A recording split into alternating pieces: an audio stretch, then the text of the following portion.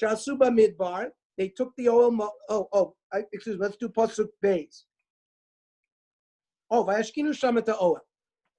So we're talking about the oil Shasuba Midbar, says Rashi. In the second year after Yitzias Mitzrayim, B'chodesh Harishon, on Rosh Chodesh, the Hukama Mishkan. The Moshe was commanded to build a Mishkan with Bezalel, and it was erected the first day of the second year of Bnei Israel's stay in the Midbar Sinai. This Ohel Moed has been now for the last 14 years in Gilgal. After they crossed over the Yarden, there was 7 years of battle and 7 years of division. And they finished the division, we're talking about only during the division of Yehuda and Yosef's tribe. Finally, the remaining division is going to take place in Shiloh. So the Ohel Moed that was in Gilgal is now moved to Shiloh. And therefore Rashi is telling us which Ohel? Sha'asu b'midbar. He reminds us, V'lo hayasham tikra. There in Shiloh, there was no ceiling. Elabayis shel avonim milmatan. There were walls made out of stone below. V'yerios milmalo. The curtains and the various blankets that were made, that are described so carefully in Truma and Tetzaveh and Vayakel Pekude, were placed on top of this sort of hybrid. It's not a tent anymore. It's a bias on the bottom, but no ceiling. So I want to learn. I think it's important. I'm going to learn 4 Mishnayos in Perek Yudalid in Masechtas Zvachim. It says, Ad shelo hukama mishkan, hayu abamot mutarot. And we're talking about in the Midbar, before the Mishkan was erected by Moshe. There was something called the Bama. You could offer a korban in your backyard. Before the first year that Bnei Israel were in the Midbar, everyone could offer korbanot. They were either a shlomim or an ola. Va'avoda b'bchorot. Each family had a b'chor. The b'chor would serve as the kohen in your private bama. Mishahu kama mishkan nesra bamos.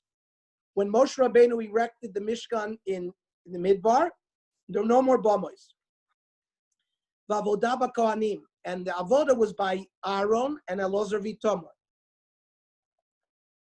Then it says in Mishnah Hey, Baal Gilgal, when they crossed the Jordan, they came to Gilgal, Hutru Abamos.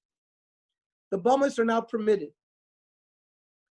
Meaning, there was a prohibition of the Bamos when they were in the Midbar, but now, when they're in Gilgal, you can't use the Bamos anymore. You can use the Bamos. The Bamos are permitted.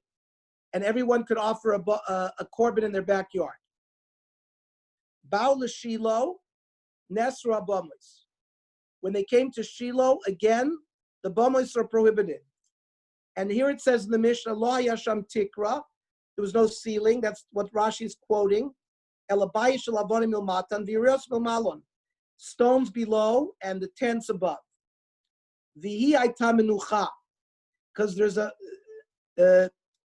pasuk in Dvarim that says you will come to the menucha and to the nachla.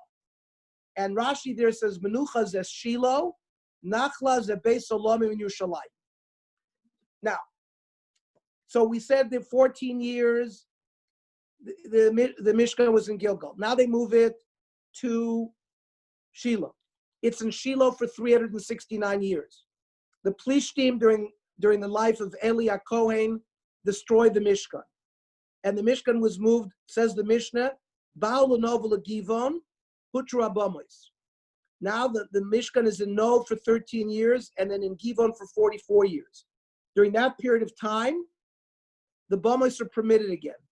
The final Mishnah, Baal Yerushalayim, Nesra Bamois. The Lohaya Lahem Od Heter. From then on, there's never permission to have a private bama. V'hi Haita Nachla. That's, and Yerushalayim is called Nachla. That's the Rashi, that's the Mishnah that the Rashi is quoting. Now I ask you, ladies and gentlemen, what is this thing that sometimes the bamas are permitted, sometimes the bamas are prohibited? So we can see from here the following. Whenever the Aron and the Mizbeach are together, you cannot have a bama. When there's a separation between the Aron and the Mizbeach, you're allowed to have the bamas. Where do we see that? So in the Midbar, where the Mizbeach and the Aron were together, the Aron's in the Kodesh Kodashim and the Mishkan, the bamas are prohibited. Then they come to Gilgal. Now, in Gilgal, the Aron was taken wherever Klal Yisrael was doing battle. So there's now a separation between the Mizbeach and the Aron. Like, remember, the Aron went to Yericho, and the Aron wherever they went into battle, the Aron went in front of them. Now that they bring the Oel back to Shiloh, there's a connection again between the Mizbeach and the Aron. At that time, you can't have bamas.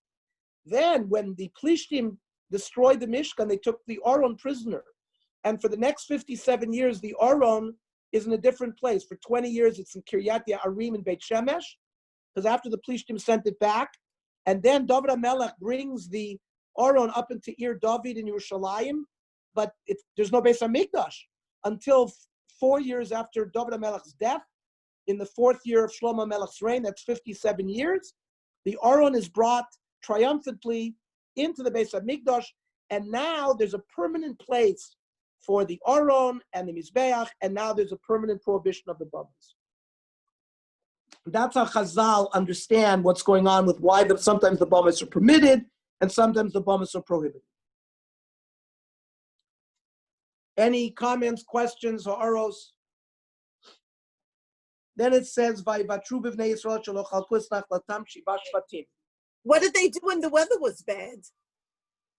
There was no roof. Well, there's like a tent on top of it.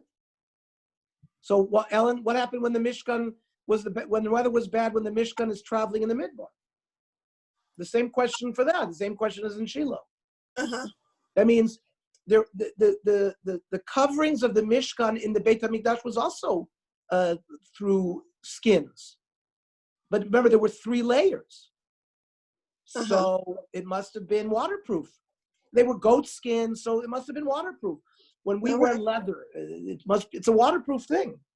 Mm-hmm.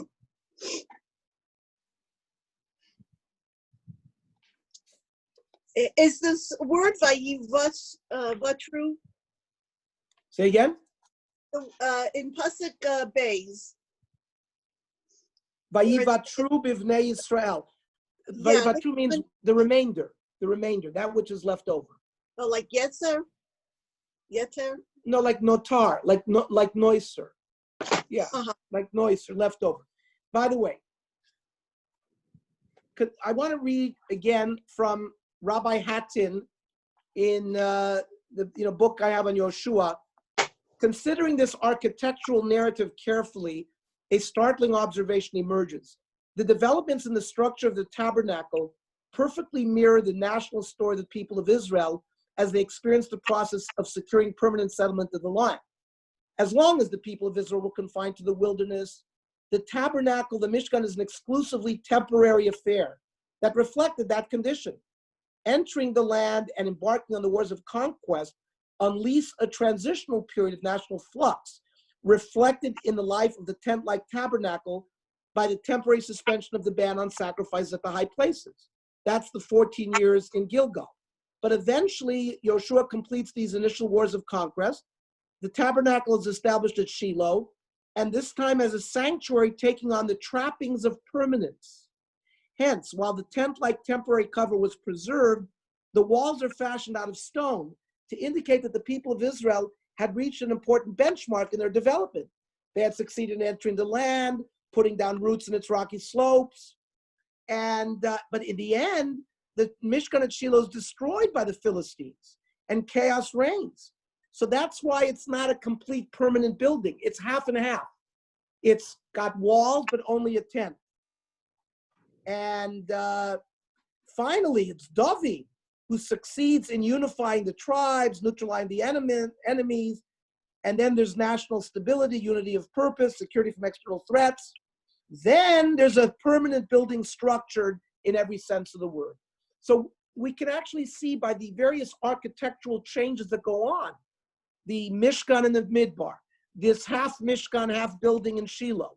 Finally, the Beit Olamim in Yerushalayim, it sort of mimics what's going on, in the biblical history. Now, this connection that I went through between the tabernacle, the Aron, and this process of settlement should not be surprising. As the expression of God's abode on earth among the people of Israel, the fortunes of the ark and the tabernacle ought to reflect the travails and triumphs of the Jewish nation. As surely as God's presence is among them and his concern is never far removed, the tabernacle temple and its precious ark mirror their destiny. So the architectural form of the tabernacle or the temple reflects the physical fortunes of the nations of Israel in their land. So when we see descriptions of architecture, we wonder, well, why is that significant? So in this way, it might become a little bit more significant. Now, so there's 7 tribes, because remember, we already have Reuven, Gad, and Menashe that have been given their chaylik. You have Yehuda, and you have Ephraim that have been given their chaylik. So there's 7 tribes left, because we've given Yehuda and we've given Ephraim and Menashe last week. So there's 7 shvatim left. Vayomer Yoshua b'nei Yisrael, Ana atem misrapim. Why are you going to be lazy? Lavola reshet et haaretz asher natan lachem Hashem Elokei Avotechem. He tells us, Havu lachem shlosha nashim lashavet. Each tribe should choose 3 representatives. Veshlachem vayakumu vayitalchu va'aretz. Vayichtavu talafin aklatam vayivo elai. They're going to be like Lewis and Clark. Thomas Jefferson in 1803 sent Lewis and Clark to the Great Northwest and to the Missouri area to see what was out there. So they eventually identified areas for settlement. So says Rav Steinsaltz, Yoshua was unable to determine by himself how to divide the remaining territory, or he had no wish to do so. And eventually, once they decided that it's going to come through Gora, to ensure that all would accept the basic fairness of the division, he asked representatives of all the tribes to map out the land. These messengers were tasked with depicting the land in all of its detail, such as mountains, streams, location and size of large cities, so it could be divided fairly. It's possible that the messengers presented their findings in the form of a written description of the territory, but it's more likely that they possess some sort of system for mapping out and representing geographical areas. Now, by the way, I sent through WhatsApp the various, as we discuss the various chalukas, you can follow along in the map, the various tribes that we're talking about. Mhm.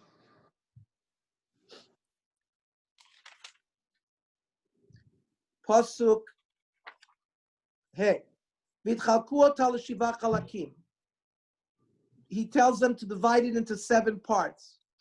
Yehuda yamod al gvulo minegev. Yehuda was in the south. Uvet Yosef yamdu al gvulo mitzafon. Remember, we showed last time that Ephraim and Menashe travel all the way from the area of where Yehuda is up to the north, but only close to the Jordan River. Between that area and the Mediterranean is going to be the other division. Ve'atem tichtavu et ha'aretz shiva chalakim. You messengers divide it up into 7 parts. Ve'veitem elayheina, bring it here to Shiloh. V'yariti lachem goral po lifnei Hashem Elokeinu. We went through last week that Elazar with the Urim Betumim is going to call out the Shevet and is going to pull out a name, but it goes according to which areas they decided to divide among themselves. We're reminded again that the Leviim don't get a chelek. Ki kunat Hashem nachlato. their chelik is Hashem, and God Ruvain Chatzi Shevet National Kunachlatam Me'ever Le'Yadei Mizracha. They took their portion on the east side of the Jordan. Asher Natalem Moshe Eved Hashem, which is a repetition. Vayakum Anashim Vayalechu. They go.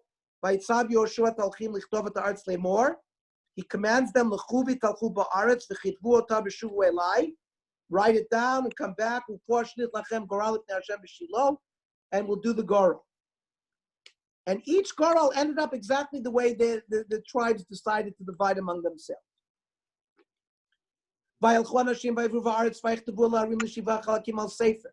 They wrote it down. They came back to Shiloh.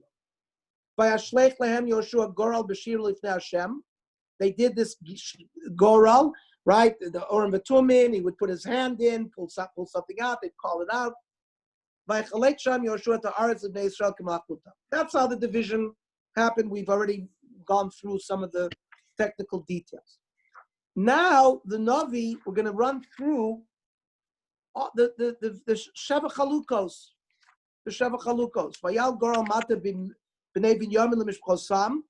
Take a look at the maps I sent you. You'll see Binyamin is to the north of Yehuda. Vayitzeg, here, Susie. Right. Here. Take a look at these pictures here. I sent a WhatsApp here. Navi. Here. Start with that and go through.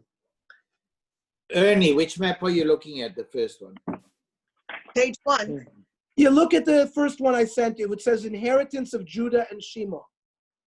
You'll see there's Judah, right? You'll see the Dead Sea. I sent 4 maps today, right? So the first map says inheritance of Judah and Shimon.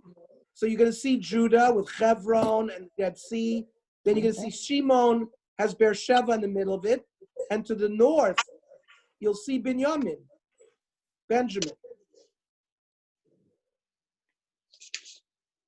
Then it says, Vayal Goral Mateh Binyamin Chotam, Vayitzeg Gvul Goralam Bein B'nei Yehuda Vein B'nei Yosef. They're between Judah and Yosef, because Joseph is to the north of them.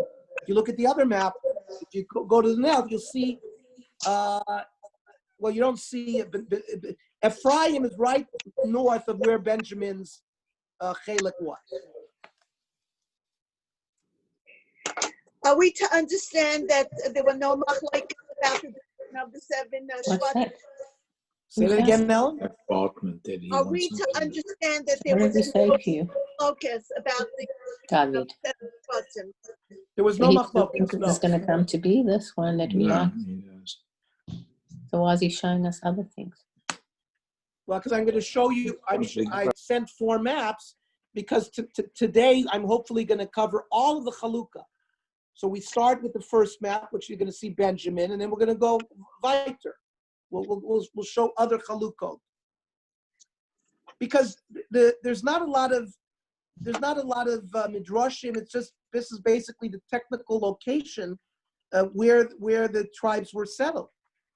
So it says Vahilem Agvul Ifat Tzafon Min HaYarden, Valag Gvul Ketef Yericho Mitzafon. Right, Jericho is the highest point of Judah, so Binyamin is going to start from there. Valah Bahar Yama, Vayutot Tzatav Midbar Beit Aven, Vavar Misham Agvul Luza El Ketef Luza Negba Hi Beit El, V'Yarad Agvul Atrot Adar Alahar Shemineged LeVeit Choron Tachton. These are areas in Binyamin. Vatara Gvul V'Nasav Lifat Yam Negba Minahara Shal Pnei Beit Choron Negba. Vayu Totzotav El Kriyat Baal Kriyat Ya'arim Ir Bnei Yehuda Zot Pa'at Yam. Ufat Negba Mikze Kriyat Ya'arim V'Yatza Gvul Yama V'Yatzal Mayan Mei Neftoach. V'Yarad Gvul El K'tzei Ahar Asher Al Pnei Gei Bei Ben Inom Asher Be'emek Rofim Tzafona V'Yarad Gei Inom El Ketef HaYibusi Negba V'Yarad Ein Rogel. Vatar Mitzafon V'Yatza In Shemesh V'Yatzal Glilot Asher Nochach Malei Adumim V'Yarad Evan Boan Ben Reuven. V'Avar Al Ketef Mul Aravat Tzafona V'Yarad Arvata V'Avar Gvul Al Ketef Beit Chaglat Tzafona V'Yutot Zotav HaGvul El Lashon Yam HaMelech Tzafona K'tzei HaYarden Mega Ze Gvul Neged. V'Hayarden Yigbol Oto Lifat Kedma Zot Nachalat B'nei Binyamin L'Gvulotel Savir Shmota. So he describes the east borders the Jordan, the the southern border is the tribes of Yehuda. He went all the way to the Mediterranean, and then he goes up. That describes the northern part, which is Beit Chagla, until the top part of the Yam HaMelech.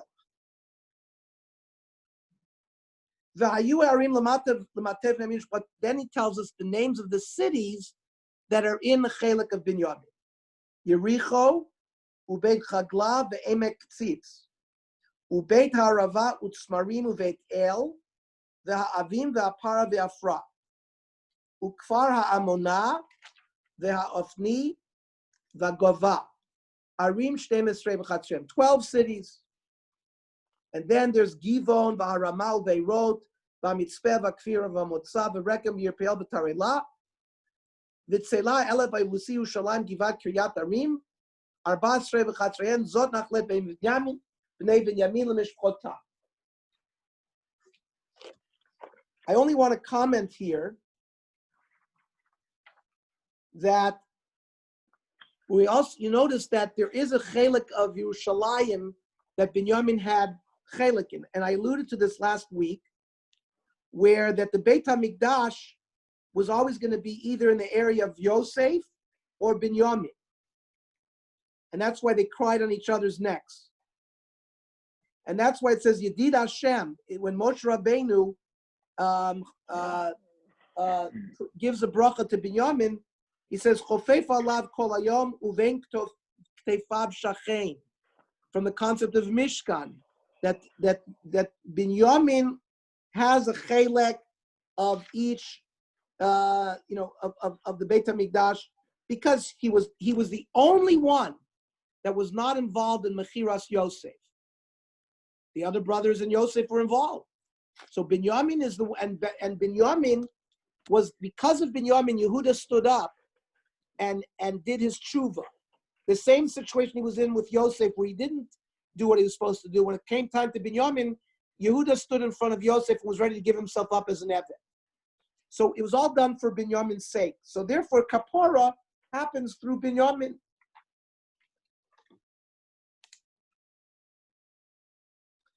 Okay. Post Perek Yutes. Vayetzei Goral Hasheni l'Shimon, l'matei bnei Shimon l'mishpotam.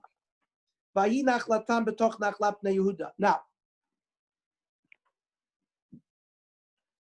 those of you who remember Simchas Torah, and when we get Aliyahs, and we talk about all the various brachos that were given, there's a shevet that's not mentioned, and that's Shimon. If you go through, you'll see Shimon is not given a special bracha. Shimon is connected to Yehuda because Yaakov Avin, and also, if you remember, Yaakov had a very big problem with Shimon and Levi.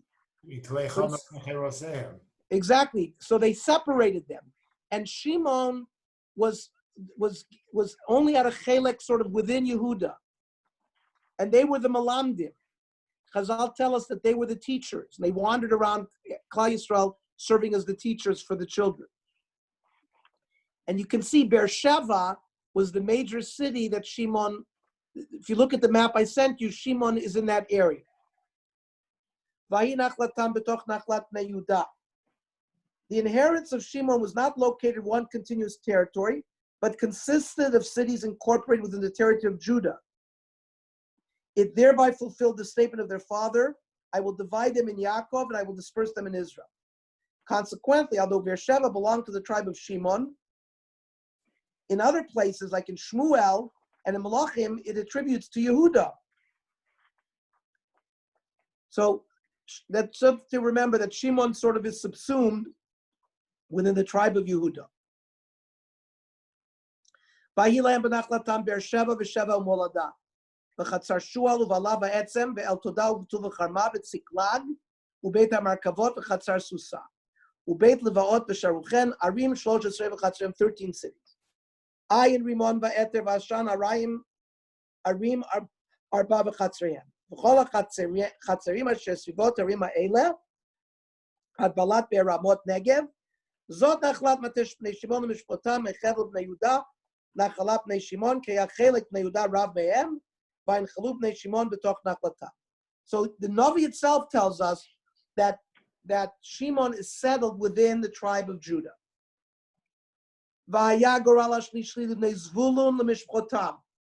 I sent a map that says inheritance of Yisachar and Zvulun. So that's above Ephraim. And if you look at the previous map I sent, it's going up north into Canaan.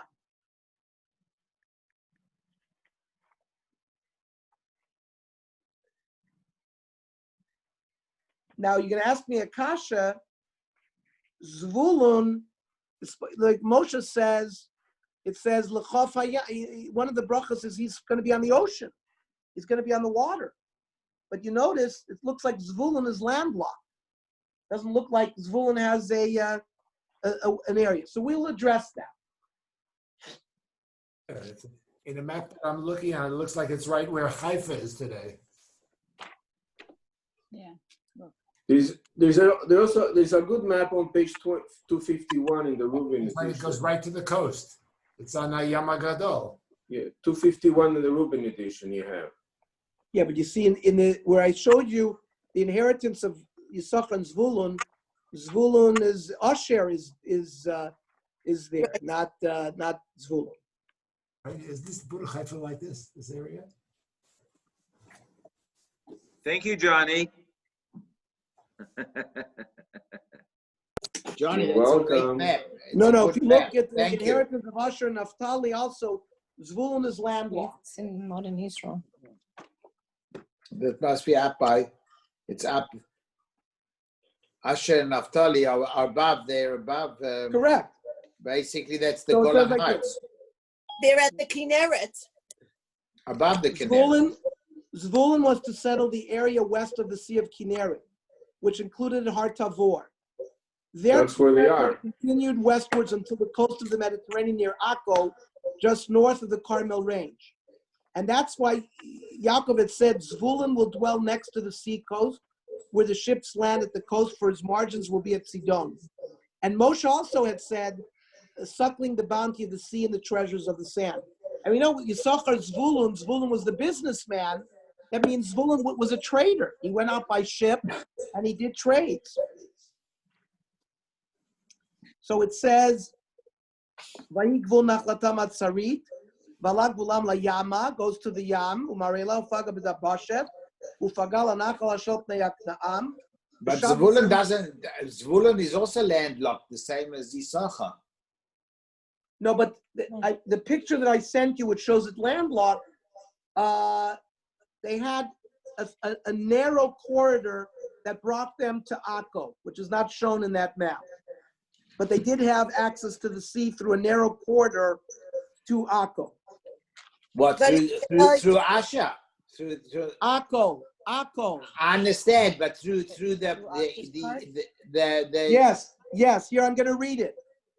Zvulun inherited in the north, in the center of the land of Israel, between the Mediterranean and the Sea of Galilee. In Jacob's blessings to his sons, the father of the 12 tribes, his portion is described. Zvulun shall dwell at the shore of seas. He shall be a shore for ships, and his border will be upon Sidon. Yet the northern shore of the Mediterranean up to Sidon seems to belong to the tribe of Asher, as described. Some claim that the inheritance of Zvulun extended westward to the sea at the expense of the tribe of Asher. Others will say that the narrow strip of land extended from the main part of Zvulun through the territory of Asher. That's what the Gra says. Where, over here? Over No, here? through Asher, straight Here, through here's Asher. Asher. Asher is here. Right, but up here it's Sidon? No, here's Zvulun, Right. here. Okay. What do you mean up there? Here's Zvulun. okay, Ernie, play nice, Yeah. please. Yeah, if you see the landlocked area of Zvulun, so there was if you see Akko, so the Gra says that there was a narrow strip that went from Zvulun at the expense of Asher to Akko to give Zvulun this, to fulfill this bracha that Yaakov and Moshe gave them, that he had to have some connection to the sea. Yeah, but you don't see that in any of the you don't see it in the Tanakh, you don't see that in the Sforim, you don't see that anywhere that they had that land. But the Gra has to reconcile that. Here, the Gra.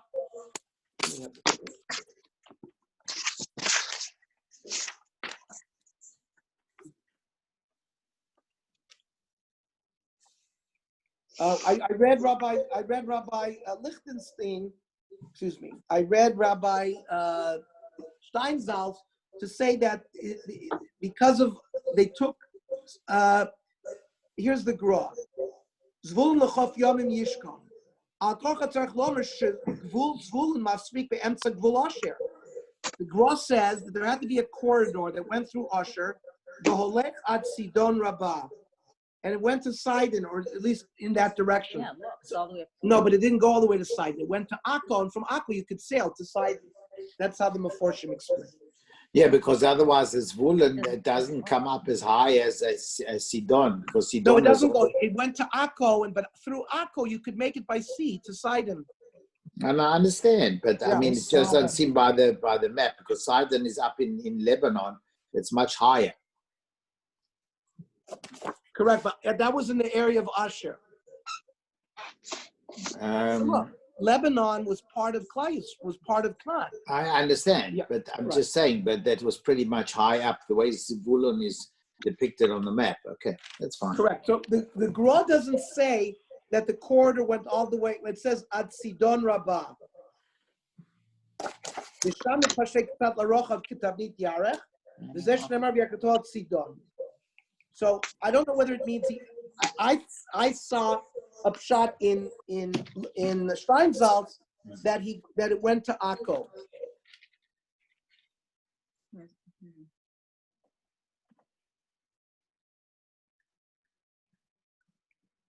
Yeah, that's where I saw somewhere else where it says it went to Akko.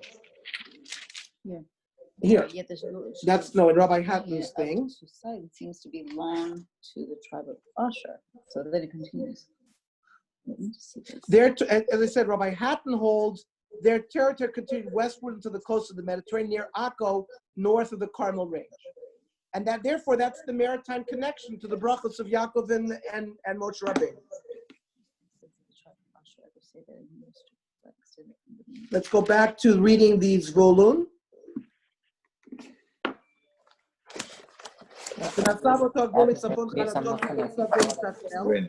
וכתת בנעליו ושמרון וידליו ואת לחם ערים 12 חצריהם.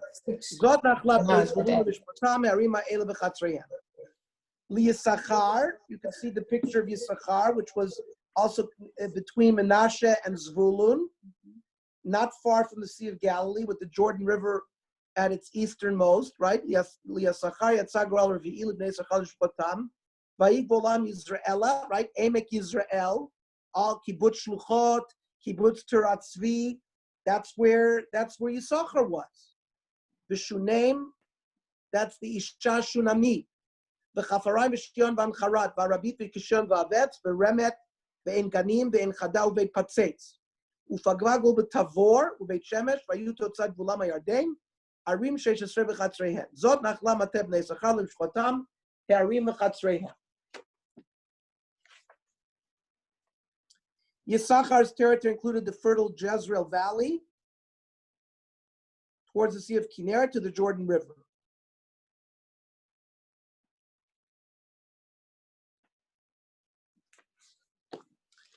Now, V'yatzag Goral Chamishi L'Matev Bnei Asher, which had a huge coastal area. Vayik Vulam Chelkat V'Chali V'Avetin V'Achshaf, V'Al Malech V'Amad U'Mishal U'Faga B'Karmel HaYama U'V'Shichor Livnat. V'Shav Mizrach Hashemish Beit Dagon U'Faga B'Zvulun U'Vnei Yiftach El Tzafona Beit HaEmek U'Nviel V'Yatzal Kavul Mismo. The V'Ron Rechov V'Chamon V'Kanat Sidon Rabbah, all the way up to Sidon. V'Shav Agvul Arama V'Ir Mivtzar Tzor comes back north and towards east. V'Shav Agvul Chosav Yirtzatzav HaYama Mechevel Akziva. V'Uma V'Eifek U'Rechov Arim Esrim U'Shtayim V'Chatzreihem Zot Nachla Matev Bnei Asher L'Mishpotam Harim Ha'ele V'Chatzreihem. Now, finally, Livnei Naftali, no, not finally. Livnei Naftali Yatzah Goral HaShishi Livnei Naftali L'Mishpotam. Also a very big area. Vayik Vulam Mechelef Me'elon B'Tzananim V'Adami HaNekev Yavneel Ad Lakum Vayik Totzatav HaYarden. V'Shav Agvul Yama Uznat Tavor V'Yatzah Misham Chokaka U'Fagav B'Zvulun Minegev U'Vasher Paga Miyam U'Vyuda Yarden Mizrach HaShamesh Orem Mivtzar Hatzidim Tzer V'Chamat Rakat V'Kinneret.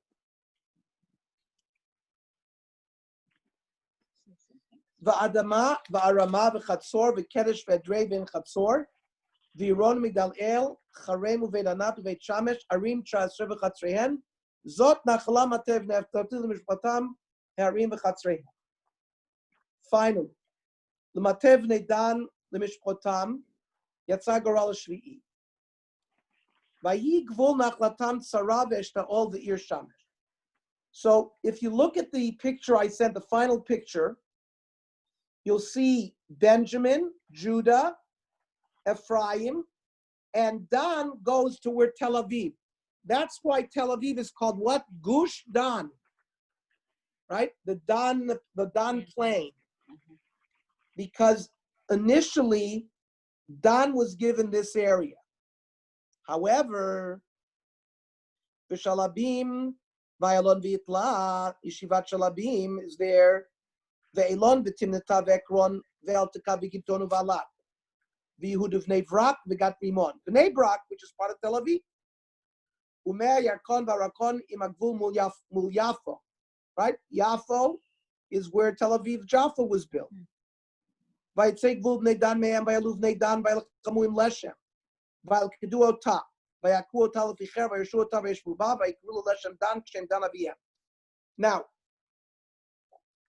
if you look at the Mediterranean coast, who lived just to the south of Dan? Our good friends, the Plishtim, Ashdod, Ekron, Gaza, Gat. So they gave Dan a lot of trouble. So Dan, parts of Dan, traveled north, and they established another area. They conquered a place called Leshem. And that's why we say Midan ad Beersheva. What do you mean Midan ad Beersheva? Dan is Gush Dan near Tel Aviv. What do you mean Dan ad Beersheva? Because there was a break off from Shevet Dan. They went up north.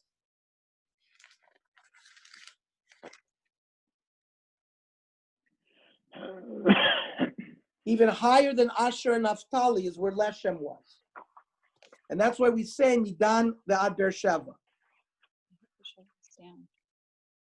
Midan ad Beersheva.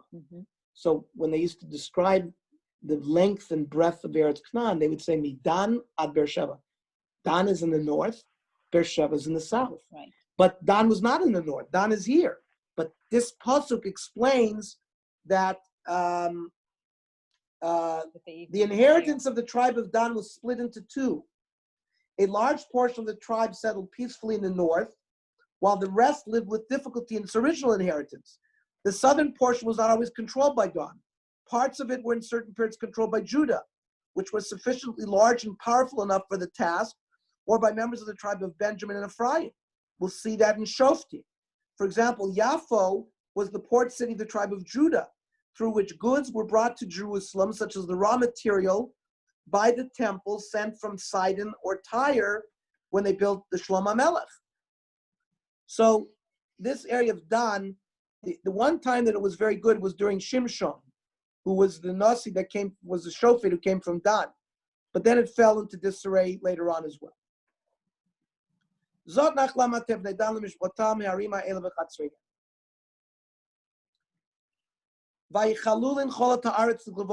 they completed the conquest and the settlement. Bnei Yisrael gave Yoshua his own nachla. Al pi Hashem natnu lo.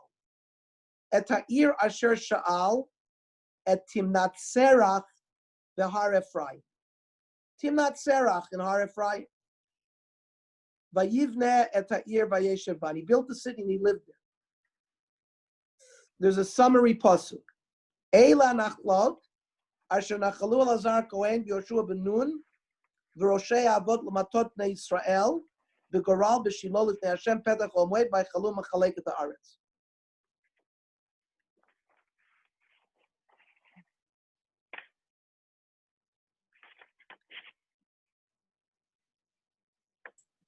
Ernie, is this the only city that they built new, or were all the others that are mentioned existing cities that they took over from the Canaanim?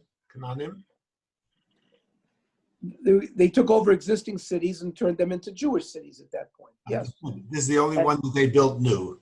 in Dan. Is that correct? No, In no, no. Terach. This is in Har Ephraim, in Ephraim. Right. Remember, Yoshua is from Ephraim. So he requested this territory.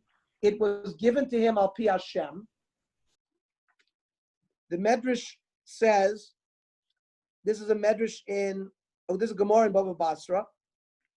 Eretz Yisrael lo nischalka lo l'goral, but Yatsu Yoshua v'Kalev, shelo natlu b'goral el al pi Hashem. Yoshua d'chsiv al pi Hashem natnu lo ta'ir sheshal stimat tzerach bar Ephraim. The nation got it ach b'goral. The Kalev, it says, vayitnu l'Kalev et Chevron kasher diber Moshe, vayorish misham es shlosha bnei Anak. So Kalev and Yoshua actually got me pi Hashem. And there's another medrash I want to quote in Yevamis Peites. Eila nachlos, Rav Yitzchak, minayin shehefker bezdin hefker. There is a concept in halacha called hefker bezdin hefker, which means it's bezdin that creates the concept of ownership and money. So we know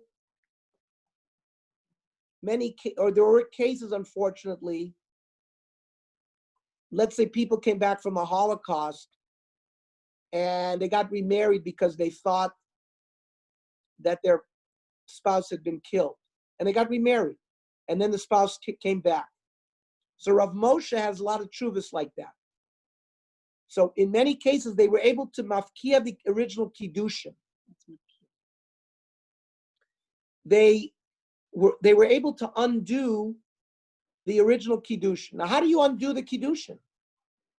How can you undo a kiddushin that was done? Well, we do kiddushin through kesef, right? Harayat mekudesh asli, we give a tabas, the tabas zu. So, since Bezdin has the power, basically to say, no, that's not worth anything. That's called hefker Bezdin hefker. There's many other examples where the Bezdin has the power to say that this is not worth anything.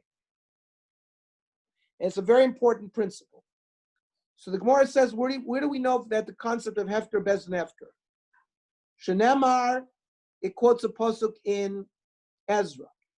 But for our purposes, it says Rabbi Lezer Omer Mehacha. Eila nachlos asher nachlo Lazar Kohen Yoshua bin Nun Roshei Avot lematot Bnei Yisrael. The Chima inyan Roshim etzel Avot. You have Avos and then you have Roshim. Roshim is like heads of the Sanhedrin. Lo ma Avos manchilanes bneihem kol ma sheyirtzu. A father inherits his children any way he wants to. He writes a will. I want to give this to this person, this to this person, this to this. It's based on his decision. Af roshim anchilim la'am kol ma sheyirtzu. Therefore, the Roshei HaSanhedrin have the ability to give over the lands and the assets, etc., based on their pshat. So this concept of hefker bezdin hefker is learned from this pasuk. It's just an interesting ha'ara. Now, we're going to soon be finished Sefer Yoshua, and we're going to be learning Sefer Shoftim. The big enemy in Sefer Shoftim for Klal Yisrael and in Sefer Shmuel is going to be the Plishtim. What led to the survival of the Plishtim? So, Shoftim attributes the survival of the Plishtim to their chariots of iron. It says that in Shoftim Perek Aleph. Although they did not invent the use of iron, they came from places where the technologies of iron were more advanced than those with which the Israelites were familiar. In addition to the prowess of the Philistine soldiers and the military advantage they accrued from the chariots, they maintained a monopoly over the knowledge of ironworking. There's a pasuk in Shmuel that we're going to learn, which will show us that.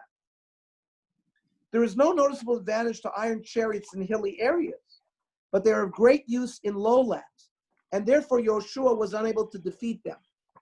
That's what the Ramban in Bereishis tells us. By contrast, because there were the two nations that Yoshua didn't really conquer were the Plishtim and the Sidonians. the tribes from Sidon. They were mainly merchant rather than warriors. As long as it was possible to buy off, hire, or bribe someone, the Sidonians were able to hold their ground. Commercial ties with Tyre and Sidon were already initiated in the reign of David HaMelech, and the Sidonians maintained cordial relations and traded with King Solomon as well. They received fair compensation for the merchandise and technical assistance they provided for both David and Shlomo. But they weren't always friendly. In Yechezkel, it shows that they were not.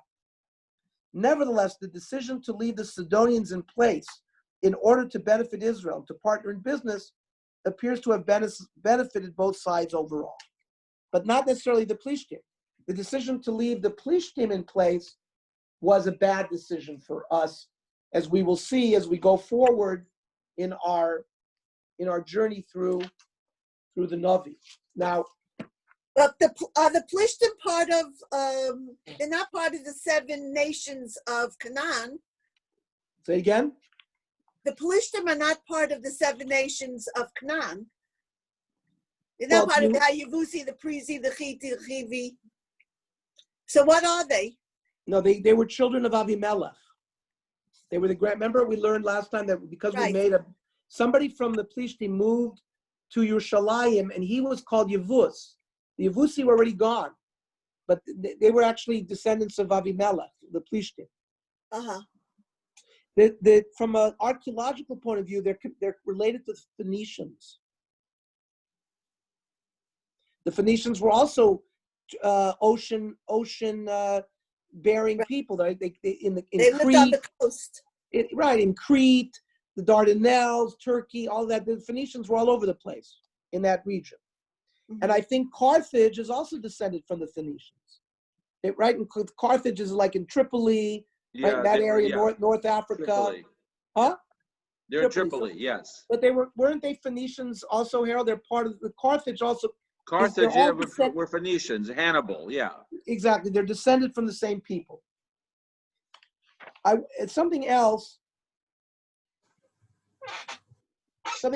Two other things I wanted to say. Number one is we see that Shimon is really, is cuffed. Jacob's ancient words come to pass. For the tribe of Shimon never receives a clearly delineated portion of land in Canaan.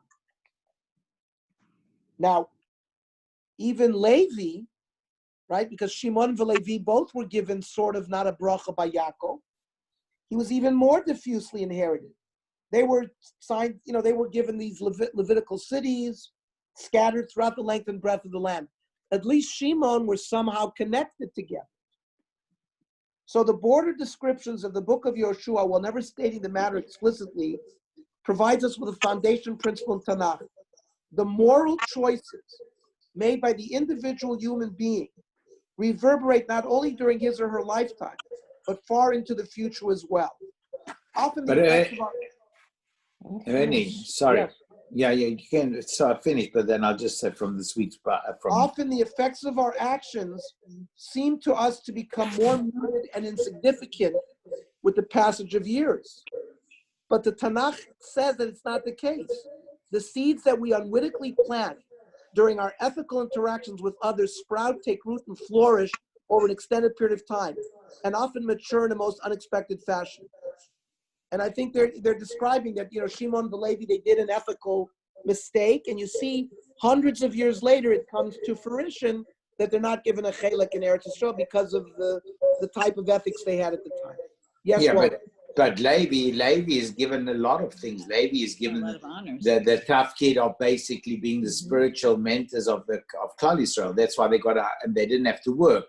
Shimon had to work. Levi had a different a job, and they were in charge of all the Harim Miklat as well.